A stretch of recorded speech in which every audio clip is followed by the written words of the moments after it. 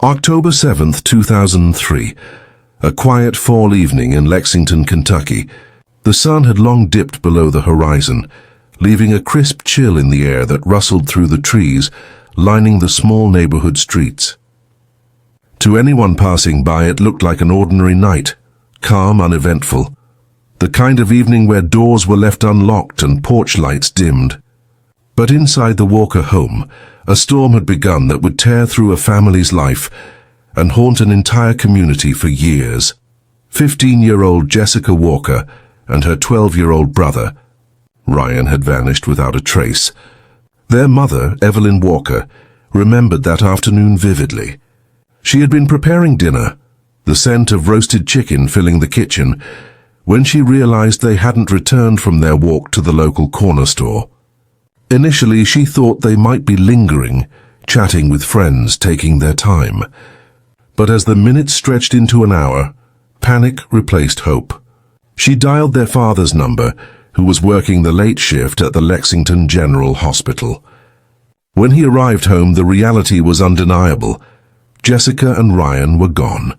Neighbors were alerted, and soon, police cruisers filled the quiet streets, their red and blue lights painting the houses in urgent, flickering patterns. Officers went door to door, canvassing the neighborhood, asking if anyone had seen the children.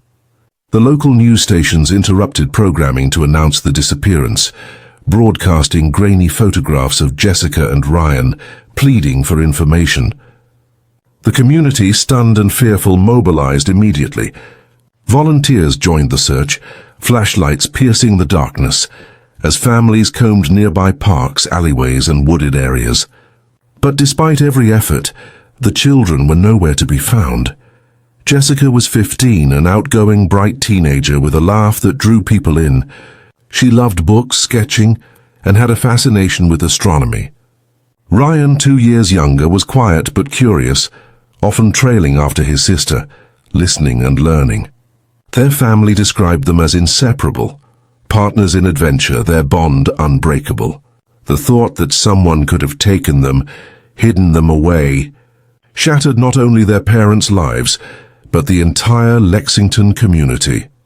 Detective Harold Thompson, assigned to the case, recalled the first few days as a whirlwind of activity and mounting frustration. "We treated it like any abduction, any missing child case," he said in later interviews. "We followed every lead, spoke to hundreds of people, ran down tips that ranged from credible to outlandish. Every dead end felt like a weight pressing down, knowing time was slipping away." Thompson quickly realized that what should have been a straightforward investigation would instead evolve into one of the most complex cold cases in Kentucky's history. Initial evidence was scarce. Jessica and Ryan had been last seen near the corner store, carrying their backpacks, with no known enemies and no obvious reason to vanish. Witnesses remembered seeing a dark SUV parked nearby, but descriptions were inconsistent. Surveillance cameras were rudimentary, recording grainy, low-resolution images that captured shadows more than faces. The children's school provided little insight. Counselors reported no unusual behavior or signs of distress. Evelyn Walker, overwhelmed with fear and anxiety, spent her days coordinating search parties, contacting local media, and clinging to hope that her children would walk through the door. Her husband, Michael, poured himself into the police investigation, spending every evening at the station reviewing reports and mapping timelines, trying desperately to piece together any thread that could lead to their safe return. Days became weeks, weeks turned into months, and gradually the initial hope faded into a pervasive sense of dread. By December 2003, the case began to grow cold. With no new leads, no confirmed sightings, and no physical evidence, law enforcement shifted their efforts to periodic reviews, keeping the files active but largely dormant. The Walker family's life transformed into a relentless waiting game, punctuated by grief and uncertainty. Birthdays and holidays passed in subdued silence, each moment a reminder of the children they could not hold, the laughter that had vanished, the lives that had been disrupted forever. Despite the stagnation in the official investigation, Evelyn refused to surrender hope. She maintained a meticulous record of every lead, every tip, and every rumor. She created a makeshift headquarters in the living room, maps pinned with colored markers, sticky notes detailing locations to search, phone numbers of witnesses, and volunteers ready to assist.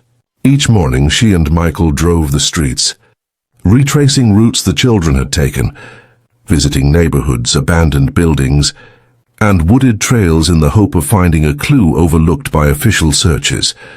Psychologists consulted on the case highlighted the unique challenges families faced when a loved one disappeared without resolution.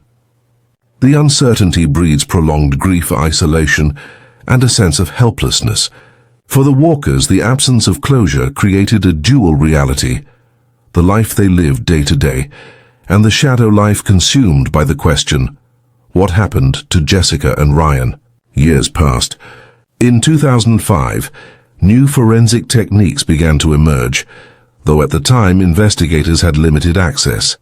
DNA technology was advancing rapidly, but without physical evidence from the abduction, progress was minimal. Files from 2003 were reviewed, witnesses re-interviewed, but the trail seemed to have run cold. Community members, while empathetic, gradually moved on, leaving the Walkers with the raw and persistent pain of unanswered questions. Yet hope has a strange way of lingering, even in the darkest circumstances. In 2018, 15 years after the disappearance, the Kentucky State Police Cold Case Unit initiated a comprehensive review of unsolved child abductions. Digital databases allowed investigators to cross-reference reports, DNA profiles, and historical evidence with cases nationwide.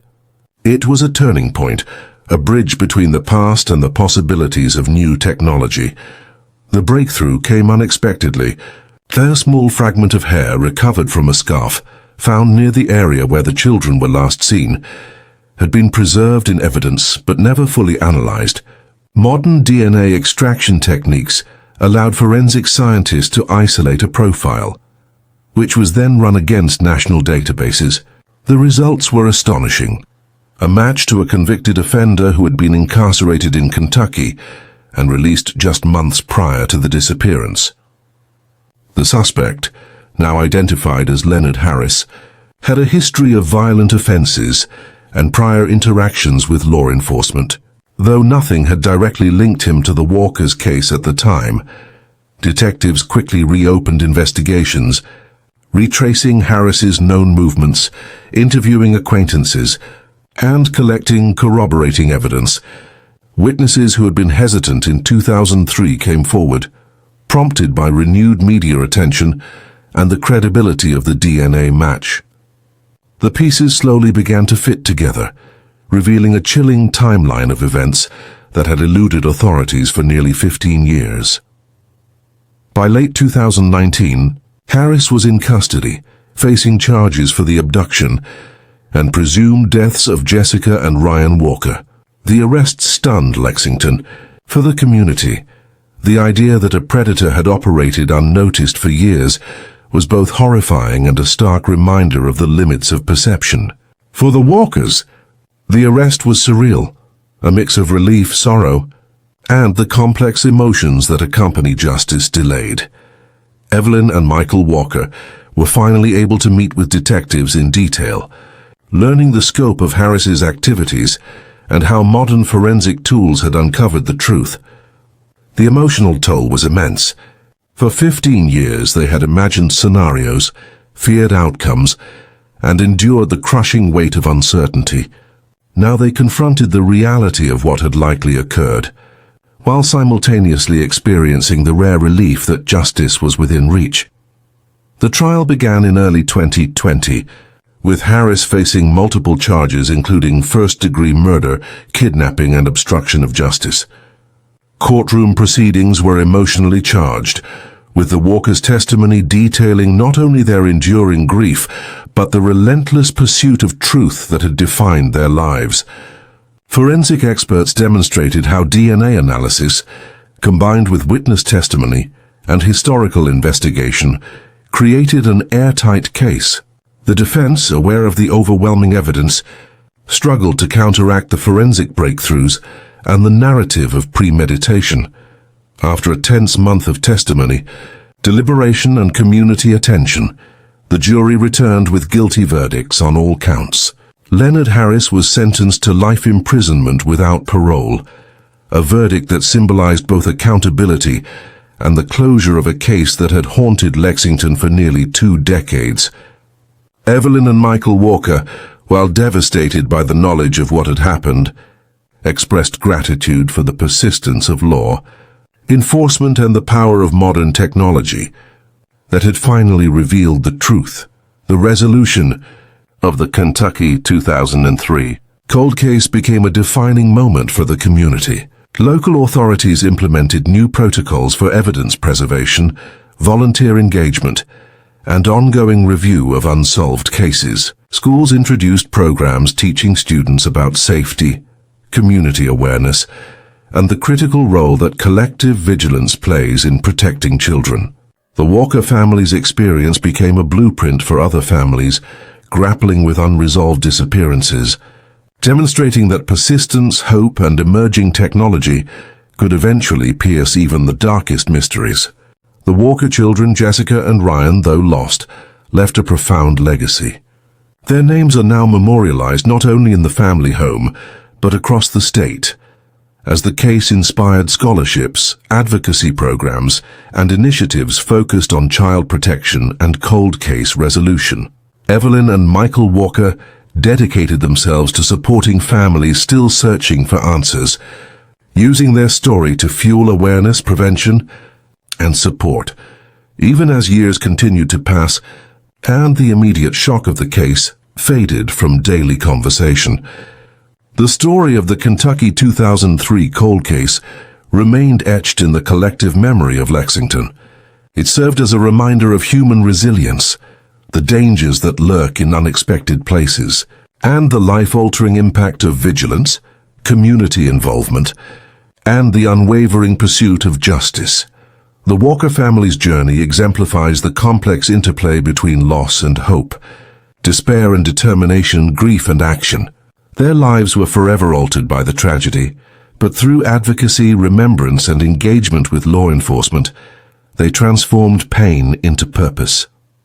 The Kentucky 2003 cold case, once shrouded in uncertainty and fear, now stands as a powerful testament to the potential for truth, accountability, and closure, even when delayed by years.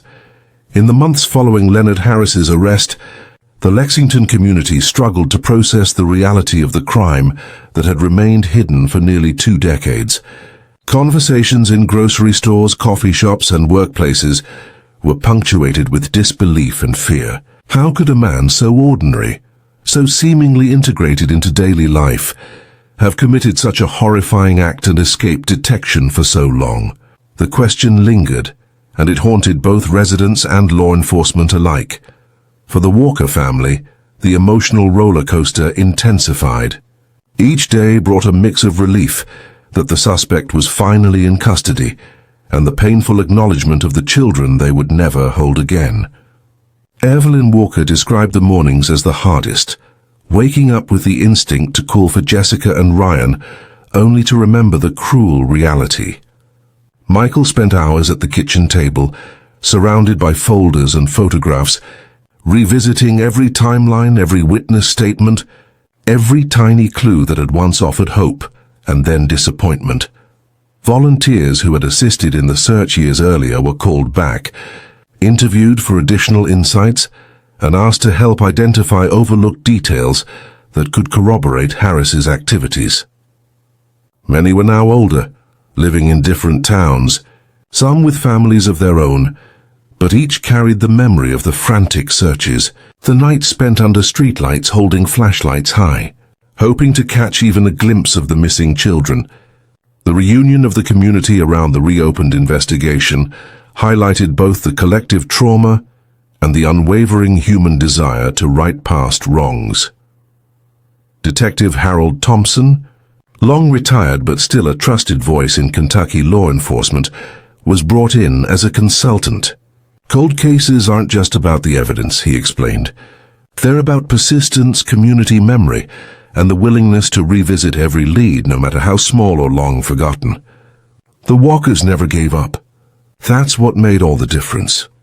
His team meticulously reviewed old reports, re-interviewed witnesses who were hesitant or unavailable in 2003, and worked with forensic specialists to re-evaluate every fragment of evidence, from clothing fibers to vehicle records.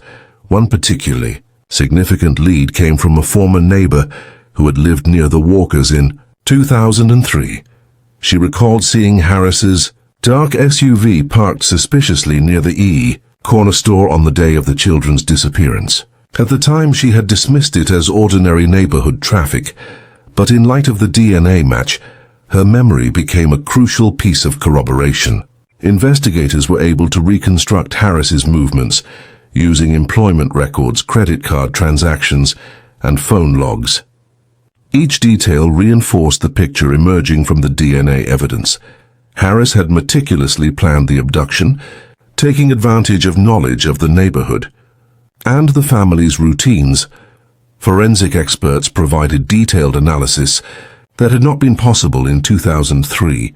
Soil samples collected from the corner store area contained trace elements consistent with Harris's vehicle and clothing. Microscopic fibers from the children's clothing were matched to the interior of his SUV using advanced comparison techniques. The convergence of modern science and traditional detective work created a compelling narrative that left little room for doubt. While investigators pieced together the evidence, the Walkers navigated the emotional weight of reopening old wounds. Evelyn described her daily ritual of reviewing photographs of Jessica and Ryan, each image a bittersweet reminder of the lives they had lived and the future stolen from them. Michael, meanwhile, maintained detailed journals of every conversation with detectives, every piece of evidence presented, and every personal reflection. These journals would later become a resource for both legal proceedings and community outreach, providing an intimate view into the toll that decades of uncertainty had taken on a family. Neighbors and community members also played a role. The collective memory of the town, once scattered and fragmented, began to coalesce into a detailed reconstruction of the days surrounding the disappearance.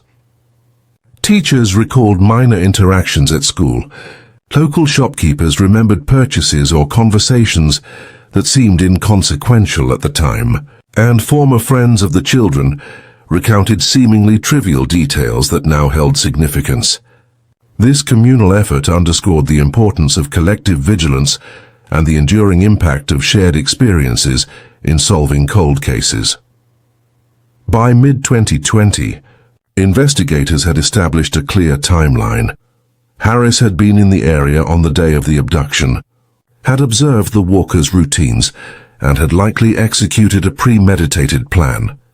The physical evidence from the SUV, combined with witness accounts and modern DNA profiling, created a compelling narrative for the prosecution. Each new revelation was both a relief and a source of grief for the Walkers, relief that truth was finally emerging, grief for the years lost and the innocence stolen.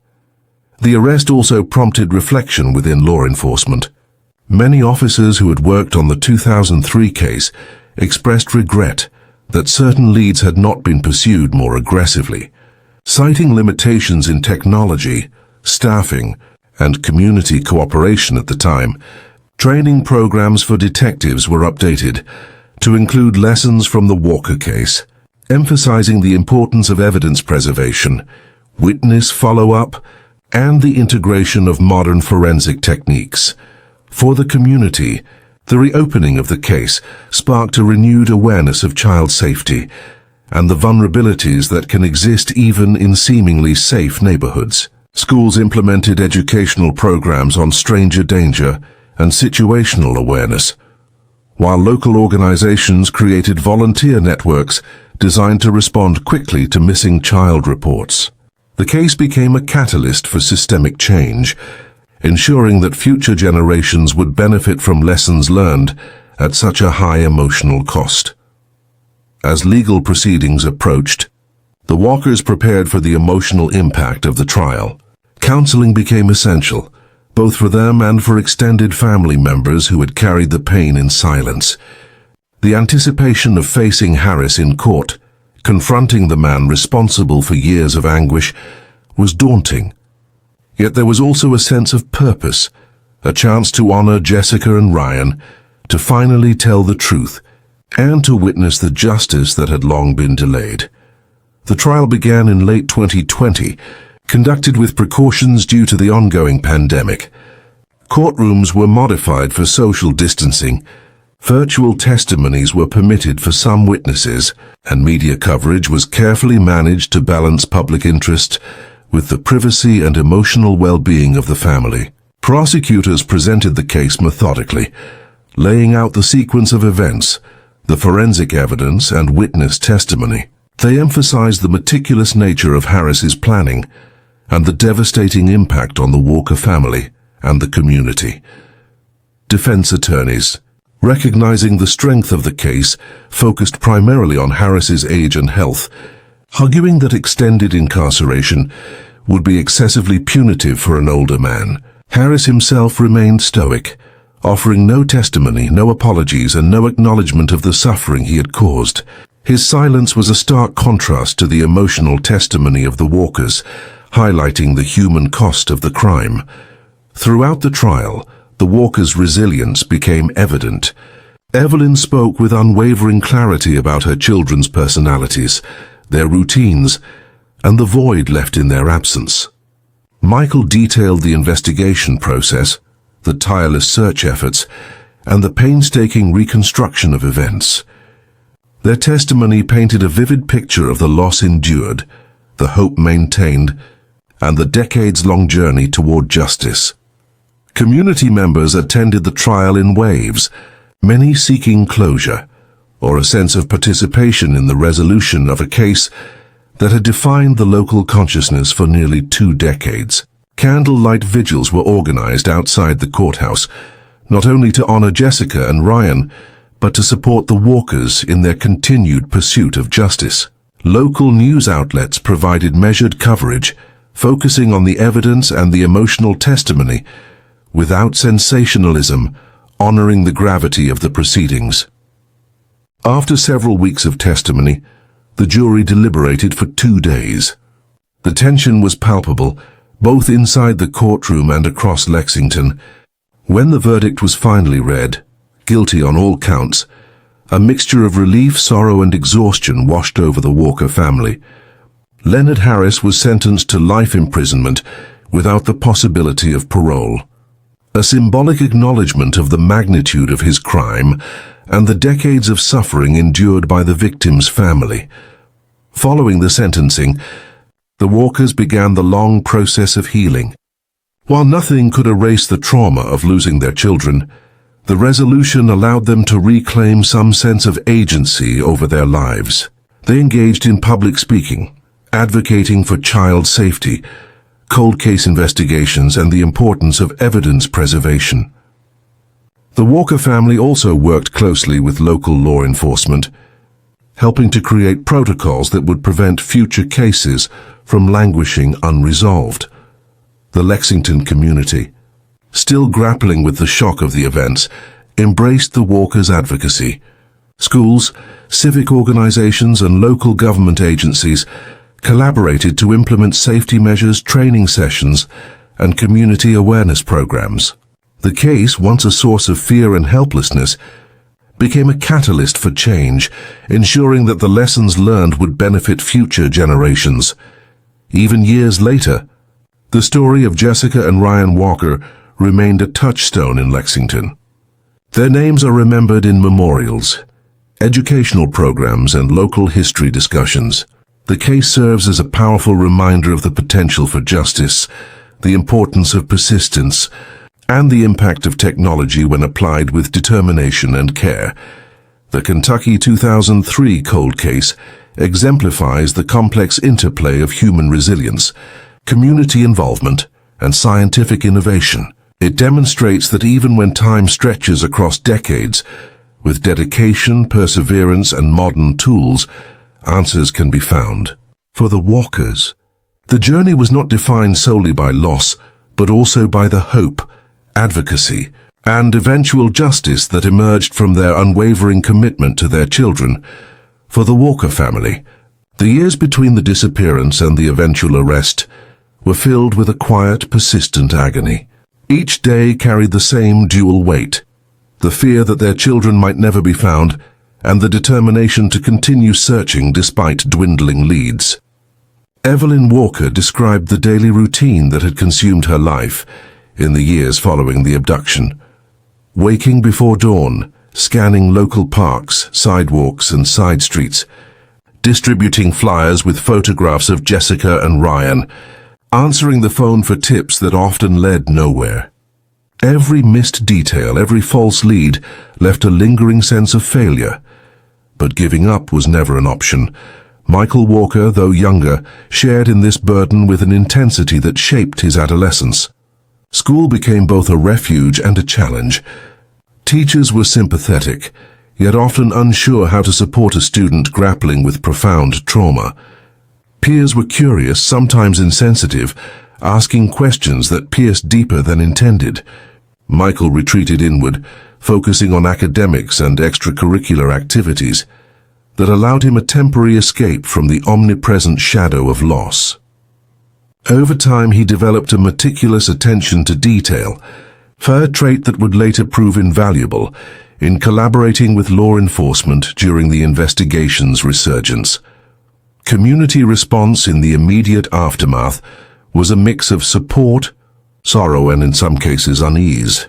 Lexington residents were deeply affected, but as weeks turned to months and months into years, attention inevitably shifted.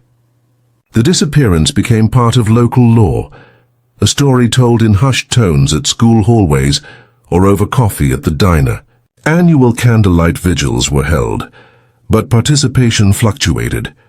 The Walker family felt the isolation keenly, aware that while some retained empathy, others had moved on or simply forgotten.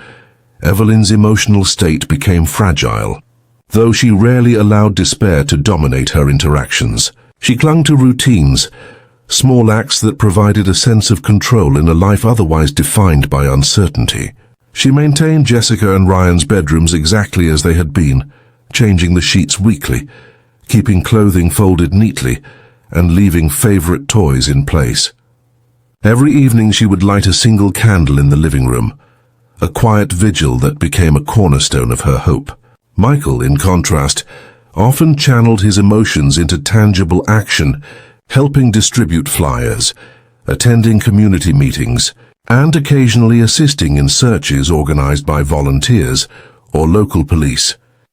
As the 2000s approached, technological advances began offering new possibilities, though progress was slow.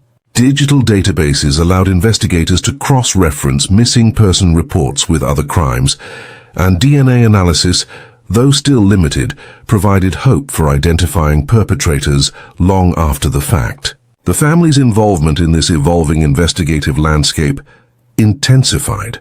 They maintained meticulous records, organized photographs, and preserved evidence that could be revisited when technology caught up with the case. In 2003, local law enforcement revisited the Walker case with renewed vigor. Detective Linda Carter, a rising star in the Kentucky State Police, was assigned to lead the review. Carter approached the case with a combination of diligence, empathy, and a willingness to challenge prior assumptions. Her team began by digitizing old reports, creating a comprehensive timeline, and re-interviewing witnesses. They sought to uncover overlooked details, inconsistencies,